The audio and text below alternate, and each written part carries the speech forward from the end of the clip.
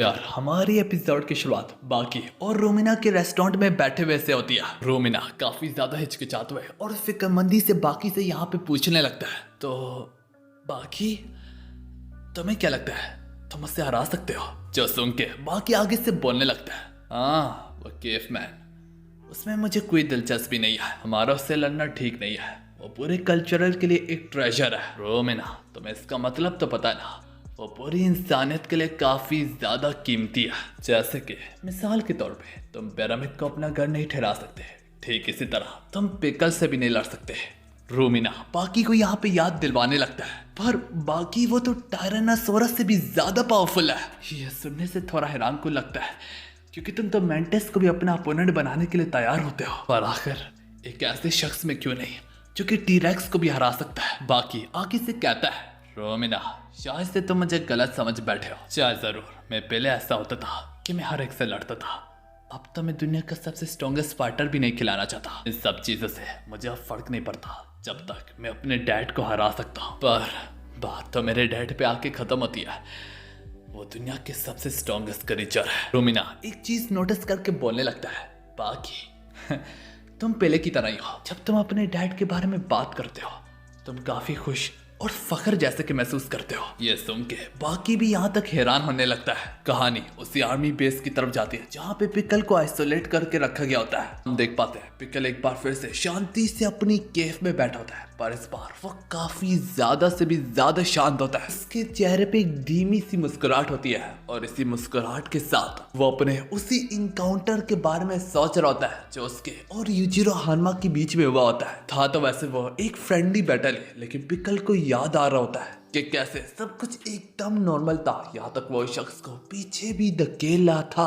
फिर बाजी अचानक से कैसे पलट गई और पिकल ने खुद को जमीन में पाया कि पिकल के दौर में डायनासोर की किसी किस्म की भी इस कदर हिम्मत नहीं होती थी वो पिकल जैसे पे एक ही बाजी में एक ही झटके में बाड़ी पड़ जाए। यही सोच के पिकल खुश हो रहा होता है कि एटलीस्ट चलो यार, उसका घर वगैरह तो बदल गया, पहले जैसा नहीं दिखता जैसे कि होती थी ये दुनिया, लेकिन एटलीस्ट एक चीज उससे पहले जैसे मिलने वाली है, वो है गजब किस्म का चैलेंज जो उससे मिलेगा और जल्द मिलेगा। और यही सोच पिकल को काफी ज्यादा खुश करी होती है। दूसरा scene kung fu training and research centre की तरफ शिफ्ट होता है। अब हम रेट्सू को 10 सीमेंट्स की प्लेटें को तोड़ते हुए देखते हैं, वो भी सारी की सारी नहीं बल्कि 10 प्लेट्स के बीच में से उसे जोन सी भी प्लेट कहा जाता होता, एक पैटर्न को फॉलो करते हुए सिर्फ उसी प्लेट को तोड़ता होता, बाकी प्लेटें महफूज रहती होती। जैसे कि उसे 9, 7 और 4 ब्लॉक को तोड़ने के लिए कहा जाता है। रेट्सू अपना वार तो पहली प्लेट पे करता है, लेकिन पहली की सारी प्लेटें महफूज रहती है,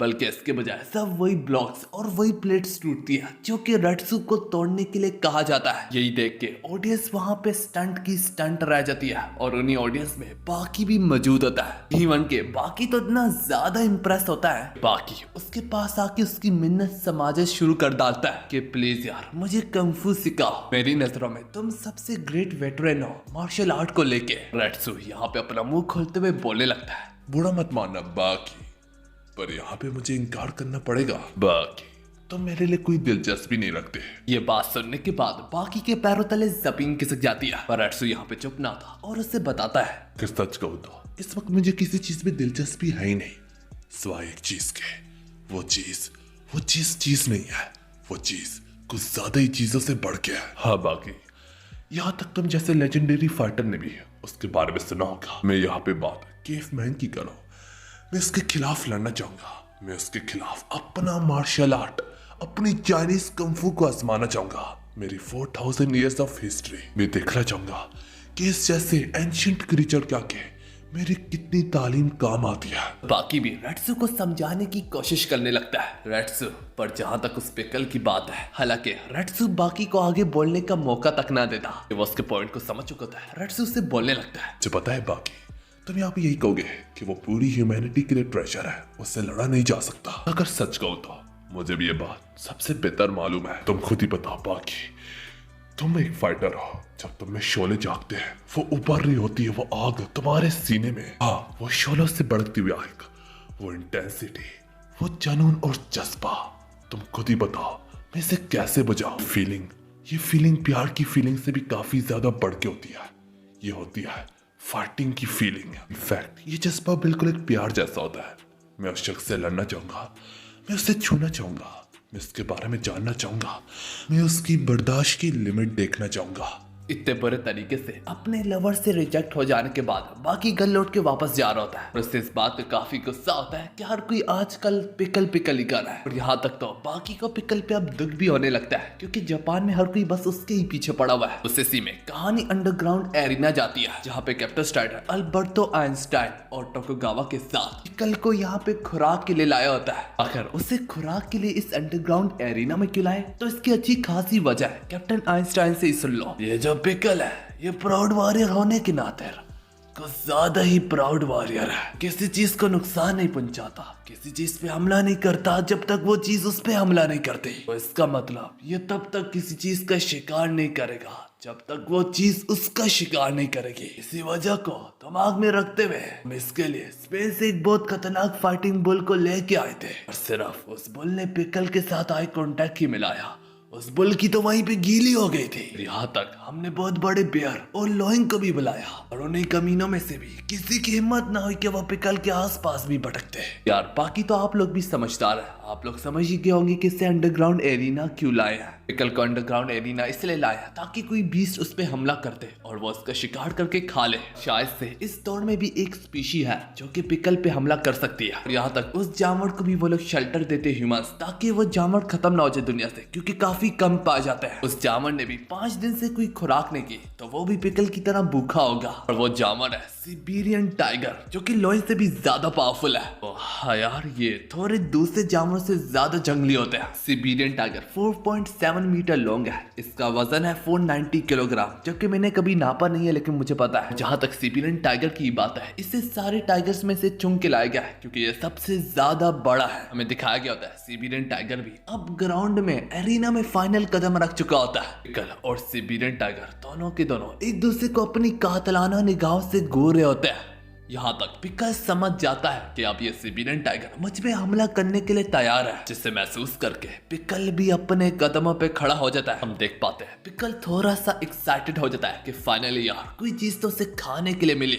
सिबेरियन टाइगर जरूर एक दरिंदा होता है पर पिकल जो है वो दरिंदे से कुछ ज्यादा ही बढ़ गया है। जैसे कि मानो तो पिकल शायद से उसे प्यार की जप्पी देना आता है कि इसी बीच में उसे बीच में से ही तोड़ डालता है। उसकी फिजिक पावर देख के तीनों के तीनों बस देखते रह जाते हैं। इसके बाद पिकल उसे खाना शुरू करता है। यहाँ तक इस सिबेरियन टाइगर की खबर भी न्यूज़पेपर में छप चुकी होती है। बाकी अपने घर बैठ के ये देख रहा होता है। उसी और सीन शिफ्ट होता है और जहाँ पे दूसरे बड़े लोगों को भी थोड़ा बहुत एतराज होता है कि आखिर पिकल को सिबेरियन टाइगर क्यों खाने के लिए दिया गया, क्योंकि सिबेरियन टाइगर की भी तादाद काफी ज्यादा कम है। तो अल्बर्टो आइंस्टाइन उन सबको बता देता है इसमें कोई शक नहीं है कि सिबेरियन टाइगर भी हमारे लिए इम्पोर्टेंट है।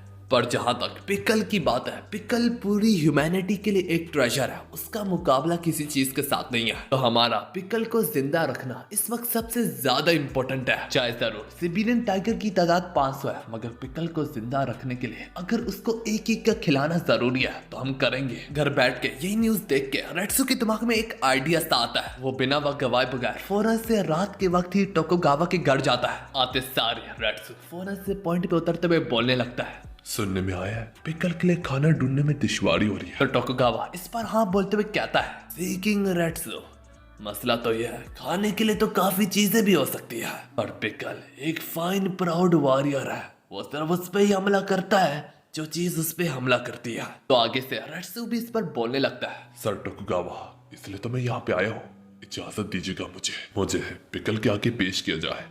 मैं पिकल का खाना बनने के लिए तैयार बैठा हुआ। ये जैसे जैसे कह रहे होते हैं दूसरी ओर हमें दिखाया जाता है आइंस्टाइन से काफी ज्यादा सवाल पूछे जा रहे होते हैं कि उन एनिमल्स का क्या होगा अगर वो खत्म हो जाए। इसी के साथ कहानी दोबारा से पलट के रेट्सू की तरफ आती है। रेट्सू यहाँ पे ऑफर करता है कि मैं अगर पिकल पे हमला करूंगा तो पिकल मुझ पे हमला करेगा और फिर बाद में मुझे खा पाएगा अगर मैं हार जाऊं। अलबत्ता टोकुगावा को इस पे काफी ज्यादा एतराज होता है कि एक इंसान को उसका खाना नहीं बनना चाहिए। तो रेट्सू एक मुस्कुराहट के साथ और काफी कॉन्फिडेंस से कहने लगता है, आपको क्या लगता है मुझ जैसा सीकिंग रेट्सू क्या कभी किसी का खाना बन भी पाएगा? मैं वो भी किसी के पेट में जाऊं, ऐसा तो हो ही नहीं सकता। ना सोचे इस बारे में, हर कोई सुनना चाहता है ये टाइटल को। पिकल वर्सेस सीकिंग रेट्सू। हमारे बीच का मुकाबला एक अंत लेवल का होगा। पर रेट्सू उसके पीछे पड़ ही गया। टोकुगावा को भी यह बात मालूम है कि रेट्सू एक फाइन वॉरियर है। यही बात कैप्टन स्ट्राइडम और टोकुगावा अल्बर्ट आइंस्टाइन को भी बता देते हैं। पर यह सुनने के बाद अल्बर्ट आइंस्टाइन के पैरों तले जमीन खिसक गई होती है, क्योंकि उसका मानना होता है कोई इंसान उसे स्क्रैच तक नहीं पहुंचा सकता और कैसे लड़ेगा, उसने तो साइबेरियन टाइगर की भी गीली कर डाली। उससे क्या मालूम रेट्सू नाम है उस वॉरियर का। रेट्सू जो अपने कदम एरिना की ओर बढ़ा रहा होता है। हमें दिखाया जाता है पिकल के बारे में, जो कि एरिना के ठीक बीच में बेगम होके सो रहा होता है। देख के कैप्टन स्ट्राइडम बोलने लगता है, देखो तो सही उसे कैसे बेगम बादशाह की तरह सो रहा है वो। यहाँ तक बाकी जानवर जब वो कहीं पे सो रहे होते हैं, वो सबसे पहले एक सुरक्षित जगह ढूंढते हैं ताकि सोए कोई इस पे हमला ना कर दे। इसकी ठीक मिसाल लोहिंग की तरह है। हमारे लोहिन यहाँ पे इस तरह खुले में सोते हैं, वो भी सिर्फ इसलिए क्योंकि उन्हें मालूम होता है कि दूसरे जानवर उनसे डरते हैं। तुम इस बात का अंदाजा लगा सकते हो, पिकल पुराने दौर से आया है। इसका मतलब है उससे मालूम है कि दूसरे डायनासोर्स भी यहाँ तक उससे डरा करते थे। अल्बर्ट आइंस्टाइन ये सुन के मजीद बोलने लगता है, जबकि तुम्हें ये बात मालूम भी है,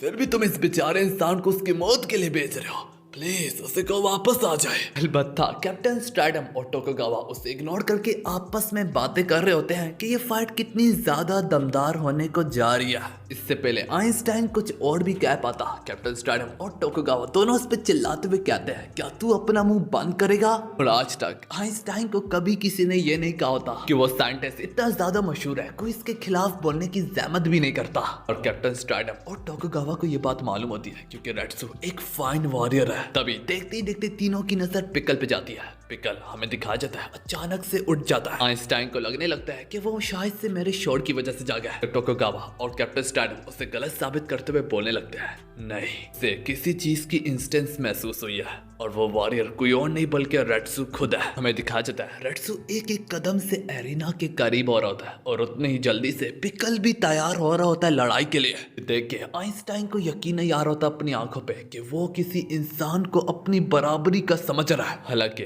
पिकल ने लोइंग को खतरा नहीं समझा था, मगर इस इंसान को समझ रहा है। बस रेट्सू एरिना में पहुंच जाता है, पिकल का मुंह खुला का खुला रह जाता है। यहाँ तक रेट्सू उससे कदम से कदम मिला के, नजर से नजर मिला के, कंधे से कंधा मिला के उसके सामने जा खड़ा होता है। आइंस्टाइन ने आज तक ये कभी नहीं देखा होता कि पिकल अपने स्टैंस में खड़ा है, वो भी किसी बीस्ट के लिए नहीं बल्कि एक मामूली इंसान के लिए। याद रखो पिकल ने फाइटिंग स्टैंस यहाँ तक सिबेरियन टाइगर के लिए भी नहीं लिया था, मगर रेट्सू को देख के वो फौरन से चौकंदा हो गया। और अब इतना सब कुछ देखने के बाद आइंस्टाइन भी रेट्सू की दाद देता है। यहाँ पे सबसे पहले वार की शुरुआत पिकल करता है, जो कि रेट्सू ब्लॉक करने की कोशिश तो करता है, मगर उसका प्रेशर इस कदर होता है कि वो सीधा रेट्सू को उड़ा के फेंक डालता है।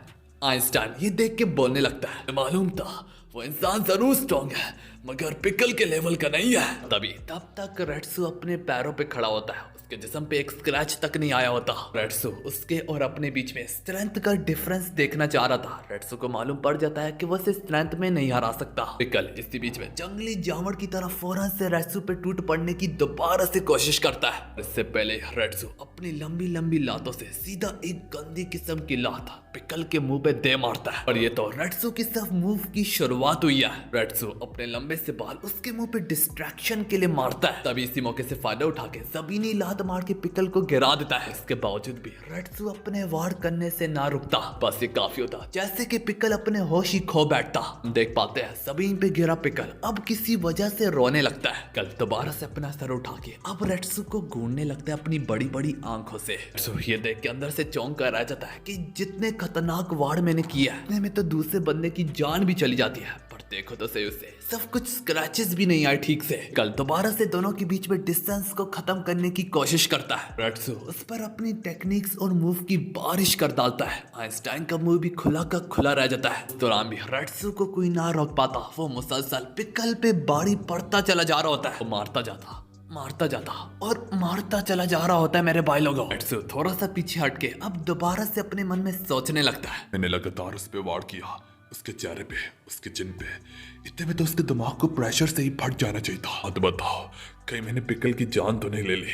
प्लीज ये लड़ाई यहाँ पे खत्म ना हो। एक तरफ कह रही होता है कि पिकल अपने दोनों बीस्ट वाले हाथ से रेट्सू के चेहरे पे गंदा सा वार करता है। मैं दिखा जाता है पिकल के यहाँ पे आंसू रुकने का नाम ही ना ले रहे होते हैं। रेट्सू ने इतने वार किए होते मगर पिकल के एक वार से रेट्सू अपने घुटनों पे आ जाता है। लम्हे के लिए लगने लगता है कि रेट्सू तो यहीं पे बैठे बैठे ही बेहोश हो जाता है। ये देख के पिकल उससे फौरन से चक मार के उसके शोल्डर वाली साइड से उसे खाना भी शुरू कर देता है। तीनों देखने वाले वहीं पे चौंक जाते हैं। रेट्सू को दर्द महसूस होता है और वो पिकल पे हमला करके उसे खुद से दूर करता है। उसी सेकंड में पिकल अगली बार उससे भी काफी ज्यादा जोर से आके चक मारता है। फिर रेट्सू दोबारा से उससे कोनी मार के पीछे हटता है। होने के बाद रेट्सू को यहाँ पे एक बात का तो एहसास होता है कि हाँ यार ने उस पे इतने ज्यादा वार किया और उनमें से किसी एक का दर्द भी अभी तक पिकल को हो रहा ही नहीं है। रेट्सू यहाँ पे नोटिस करता है पिकल अभी भी उसका मास्क चुबा रहा है। देख के रेट्सू अपने चप्पल उतार देता है। कैप्टन स्टार्डम भी और टोकुगावा भी समझ जाता है। कैप्टन स्टार्डम बोलता है जो उसने शूज पहने थे वो बिल्कुल उसके पैर के लिए एक ग्लव्स जैसे है। इसका मतलब वो बेयर नकल फाइटिंग में शिफ्ट हो चुका है। रेट्सू पिकल की तरफ एक गजब किस्म की किक मारता है पर डैमेज लेना तो दूर की बात पिकल को जैसे महसूस भी ना होता। वो हिलता भी नहीं अपनी जगह से। इसके ठीक बाद पिकल अपना एक ही हाथ मार के रेट्सू को जमीन के बल पटक डालता है। रेट्सू ये देख के चौंक जाता है कि मेरी 4000 चाइनीज की हिस्ट्री इसके आगे किसी काम की नहीं है। रेट्सू भी तैयार होता है कि अगर वो इसके आगे कुछ नहीं है तो फिर मैं छोड़ने के लिए भी तैयार हूँ इस पूरी हिस्ट्री को। ये कहते कहते रेट्सू की भी आंखों में आंसू भर आते हैं। वो कंफू छोड़ के बेतुके मूव का इस्तेमाल करने लगता है। तो बेतुके मूव से उसकी तरफ बढ़ होता है। उसने स्ट्रेटजी कॉम्बैट सब कुछ छोड़ दिया होता है। कल को भी अब बचकाना ये सब कुछ लगने लगता है। पहले पिकल सीरियस था इस फाइट को लेके। खैर छोड़ो उसे। पिकल डिसाइड करते इस फाइट को मैं खत्म करूँ एक ही वार से। कल अपना एक खतरनाक वार से रेट्सू की जान को बस लेने को ही जा रहा होता है। तभी रेट्सू की जो कंफू सोल होती है वो अपने आप से उसके पूरे जिस्म को हरकत में लाती है। पिकल के वार के खिलाफ रेट्सू की टांग खुद अपने आप ही ऊपर होकर उसके वार को रोक लेती है। रेट्सू खुद भी कंफ्यूज था कि अभी उसने खुद से कहा था कि वो कोई कंफू नहीं यूज करेगा तो उसने ऐसा क्यों किया। पर बात तो यहाँ पे भी आके खत्म नहीं होती। पिकल इसके बाद से जितनी बार भी रेट्सू के खिलाफ वार करने की कोशिश करता है उतनी बार अपने कंफू का यूज करता जाता। उसकी बॉडी खुद कंफू को जैसे कि छोड़ने के लिए तैयार ही ना होती। रेट्सू एक बार फिर से पिकल पे भारी पड़ने लगता है। रेट्सू खुद भी हैरान होता है कि अभी 2-3 बार मैंने खुद को मना किया पर मेरी बॉडी खुद क्यों कंफू मूव्स इस्तेमाल कर ली है। रेट्सू को अब यहाँ पे अचानक से एक आवाज सुनाई देती है। रेट्सू इतने सख्तन दिल मत खिला। तो जब इस आवाज की ओर मुड़ता है वो अपने पीछे एक ग्लो करता हुआ रेट्सू पाता है। रेट्सू हैरानगी से पूछता है तुम कौन हो। वो ग्लो करता हुआ रेट्सू बोलता है मैं तुम ही हूँ। मेरा नाम है रेट्सू। मैं हूँ सी किंग रेट्सू जो कि तुम शुरू से ही खिलाना चाहते थे। रेट्सू को मालूम पड़ता है कि उसकी आइडियल सेल्फ है मतलब कि वो जात जो रेट्सू खुद को बनते हुए देखना चाहता है। खैर वो रेट्सू से बोलता है मुझे ये देख के काफी दुख हुआ कि तुमने मार्शल आर्ट को बुला दिया लेकिन कंफू और मार्शल आर्ट ने तुम्हें नहीं बुलाया। कहते हुए उसका आइडियल सेल्फ रेट्सू को गले लगाता है। वो सिर्फ उसे इतना ही कहता है कि सिर्फ अपने आप पे भरोसा रखो। उसे कहता है 4000 ईयर्स ऑफ हिस्ट्री का बोझ अपने सर पे मत लो। तुम खुद पे विश्वास रखो अपनी बॉडी पे सरेंडर कर दो। बस ये काफी होता। पिकल जो रेट्सू के करीब आता है। रेट्सू अपना मार्शल आर्ट खेलना शुरू करता है। रेट्सू खुद पे एक बार फिर से भरोसा करता है। मार्शल आर्ट पे एक बार फिर से भरोसा करता है और फिर पिकल के अंडे फोड़ डालता है। और इस बार रेट्सू जिस तरह से लगातार वार करता चला जा रहा होता है पिकल को हिलने तक का मौका नहीं मिल रहा होता। रेट्सू का एक से एक वार पहले से काफी ज्यादा गंदा और ब्रूटल होता। देखने वाले दिलों का जोर का झटका। बस आखिरकार पिकल भी सीधा जमीन पे गिर जाता है। इसी के साथ हमारी ये वाली एपिसोड यहाँ पे खत्म होती है।